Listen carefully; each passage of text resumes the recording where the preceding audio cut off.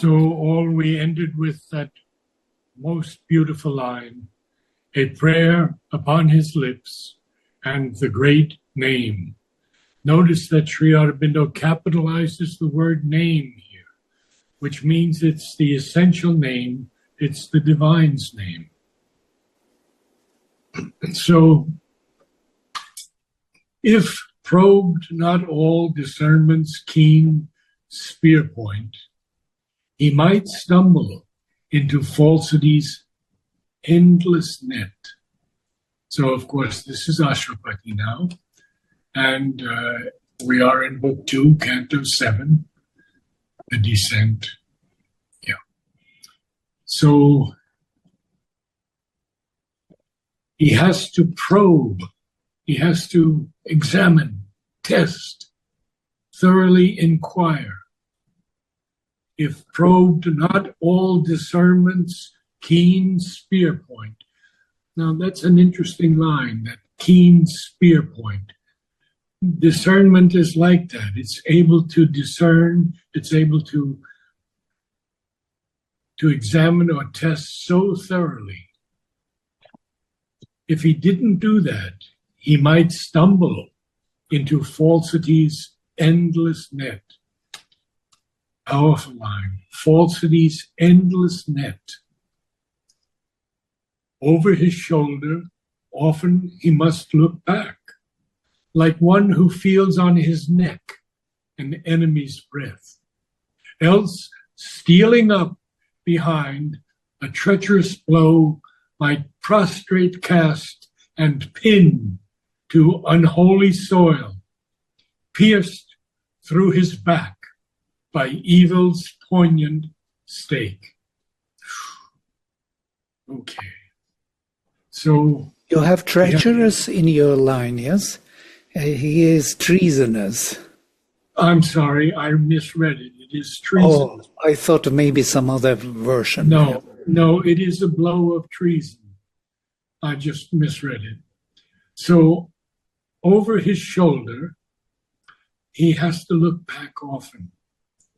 Like someone, like one who feels on his neck the breath of the enemy, an enemy's breath. Else, stealing up behind a treasonous blow, might prostrate cast and pin to unholy soil, might prostrate, throw him down, lying face down, one is prostrate, as in submission. Very often it's in adoration, but here it's the opposite. And pinned to unholy soil, pierced through his back by evil's poignant stake. We use the word poignant many times in English, and here it is, I think, best understood as a piercing, incisive stake. It's not something agreeably intense or stimulating, which we generally understand as poignant, and it's not sharply distressing or painful to the feelings. It's not that at all. It's this piercing stake. And then Sri Aurobindo tells us, so might one fall on the eternal's road.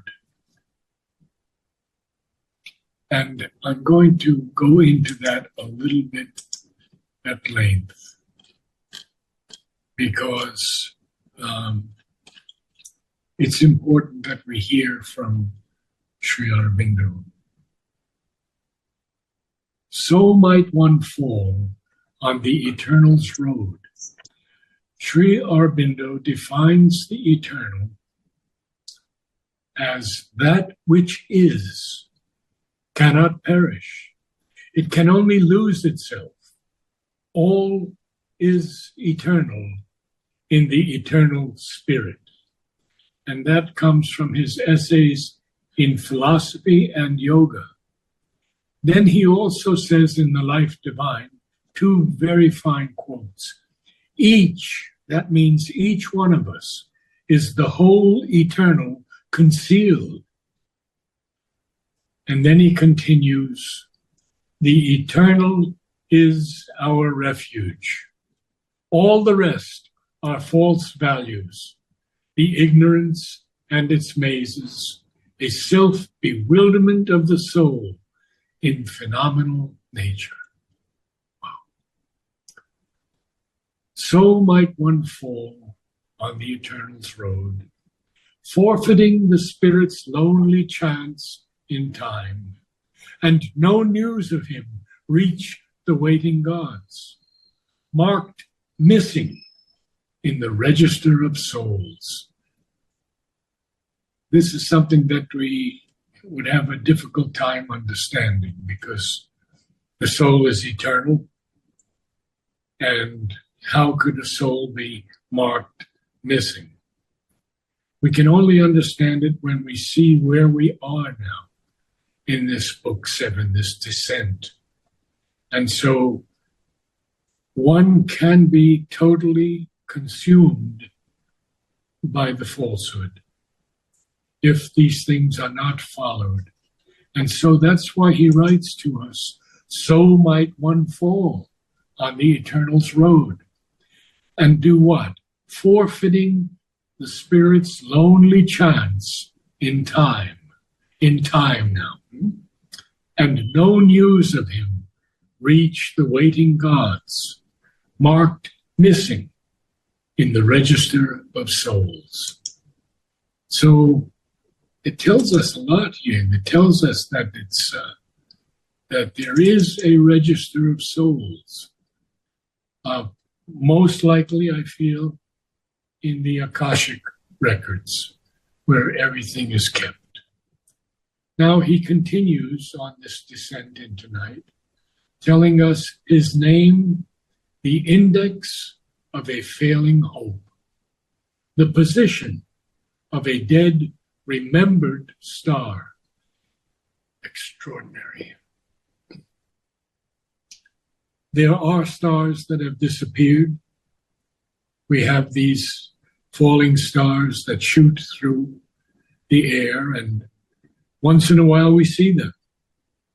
So his name is simply the index of a failing home, and as well the position of a dead, remembered star. Now, this beautiful line, only were safe who kept God in their hearts. And there's a colon there, because he says, courage their armor, faith their sword. They must walk, the hand ready to smite, the eye to scout, casting a javelin regard in front, heroes and soldiers of the army of light.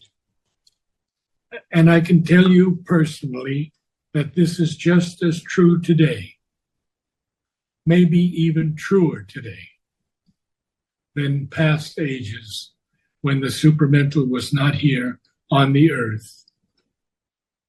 And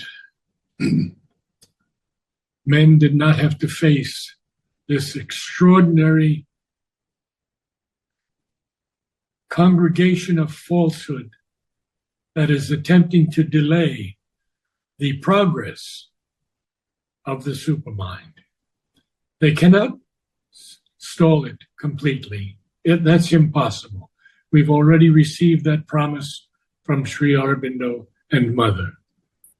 So now we have here in this book 7, in this descent into night, only were safe who kept God in their hearts, courage their armor, faith their sword. They must walk, the hand ready to smite, the eye to scout, casting a javelin regard in front. And that's a figurative sense for the word javelin. We know it's a light spear thrown with the hand. So it's that spear, that sharpness, that You know, they can throw a spear so far now. All the world records have been broken. So it's a light spear, but it's a regard, it's a look in front. So they have to look behind, in the back, they have to look in front, casting a javelin regard in front. And what are they? Or what are we? Heroes and soldiers of the army of light. Hardly even so, the grisly danger passed, released into a calmer, purer air. They dared at length to breathe and smile once more. So those heroes and soldiers of the army of light,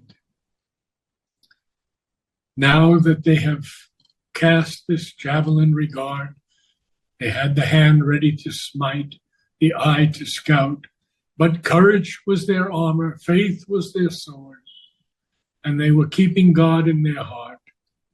But hardly even so, the grisly danger passed. Grisly is gruesome, ghastly, even formidable, grim. Released into a calmer, purer air, they dared at length to breathe and smile once more. Once more, they moved beneath a real sun. Though hell claimed rule, the spirit still had power. This no man's land he passed without debate. Him the heights missioned, him the abyss desired. None stood across his way, no voice forbade. This is Hashrapati, of course, Sri Aurobindo. And there's a very interesting quote by Sri Aurobindo, and I'm going to share it with you because I feel that it's very important. He says, there are two lines in Savitri where this phrase is used, no man's land.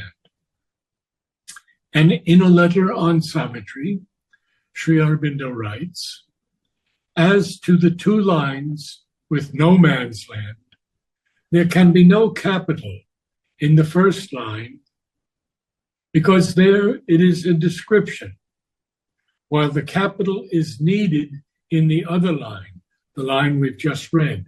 You see the capital N, no man's land. Because the phrase has acquired there the force of a name or appellation. I am not sure about the hyphen. Now he's answering to Amal, who Mother didn't appreciate sending all these questions to Sri Aurobindo. And then Sri Aurobindo says, I am not sure about the hyphen.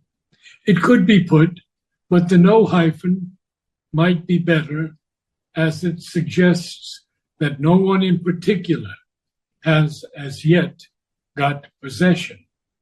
So in this phrase, he hyphenates.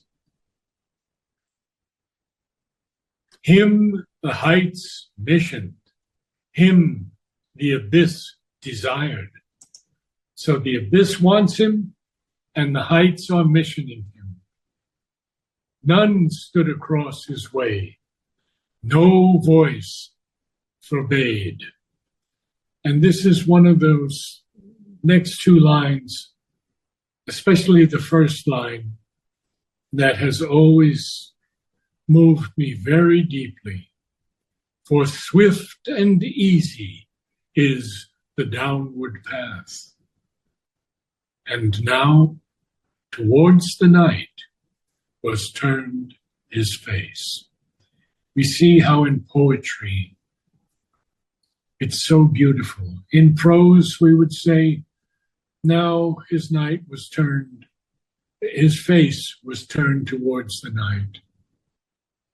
But in poetry, and now towards the night was turned his face. So let's beat it in iambic pentameter. And now, short, long, and now towards the night was turned his face. Perfect iambic pentameter. So we see that we have a break here. Do you have a break in your book? Yes, we do. Good. So when Sri Aurobindo gives us a break, it indicates to me that we should take a moment to look at those lines that just were written. We see that hell claimed rule, but the Spirit still had power, and he passed this no man's land without debate. Him the heights missioned, him the abyss desired. So we have the heights missioning him, and the abyss is desiring him. Yet none stood across his way, no voice forbade. And then these powerful lines, for swift and easy is the downward path, and now towards the night was turned his face. A greater darkness waited, a worse rain, if worse can be, where all is evil's extreme. Excuse me. Yet to the cloaked, the uncloaked is naked worst. There God and truth and the supernal light had never been, or else had power no more. So I'm going to go through a few things here because this is so important to share with you. So, a greater darkness waited. You think, how can there be a greater darkness yet?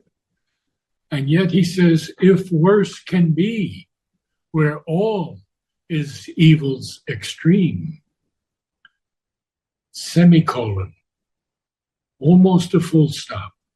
But yet to the cloaked, the uncloaked is naked worst. So yet to those who are protected in some way, cloaked, the uncloaked is naked worst. There God and truth and the supernal light had never been, or else had power no more. So Sri Aurobindo is going to tell us about this supernal light. He says, it belongs to the realm or state above this world or this present life. It pertains to a higher world or state of existence, coming from above, belonging to the heaven of divine beings. Now he says in the ancient Indian system, there is only one triune supernal, Sat Chidananda. Or if you speak of the upper hemisphere as the supernal, there are three, Sat plane, Chit plane, and Ananda plane. The supermind could be added as a fourth, as it draws upon the other three and belongs to the upper hemisphere. And this is from his letters on yoga and on himself. So we'll read a few more lines and then I'll ask someone to read for us.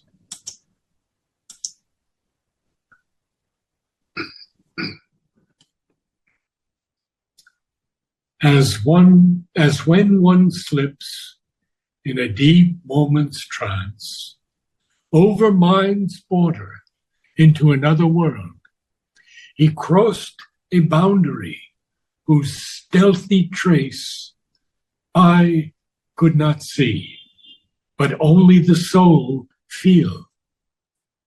Into an armored, fierce domain he came, and saw himself wandering like a lost soul amid grimed walls and savage slums of night. Now, this is Sri Aurobindo. And he says, as when one slips in a deep moment's trance over mind's border into another world, what happened? He crossed a boundary whose stealthy trace I could not see, but only the soul feel. So can't see anything. Only the soul can feel something, because stealthy is something acting with quiet, caution, and secrecy, intending to avoid notice of departure or entrance. So he's crossing this boundary whose stealthy trace I could not see, but only the soul feel. Into an armored, fierce domain he came, and saw himself wandering like a lost soul, Sri Aurobindo, amid grimed walls and savage slums of night. Vladimir, could you say a little bit, share with us? It's been a long time. All right, thank you. This idea of two nights is actually the Vedic idea, and he speaks about this in The Secret of the Veda. He speaks about the lesser night and the deeper night. There is the mental night where we would not want to go, where the soul is, removed from the register of the souls, as if lost. Yeah. Interestingly, lost but lost. It's not gone. Yeah. Missing is not totally dead, as it were. Missing is not found, kind of.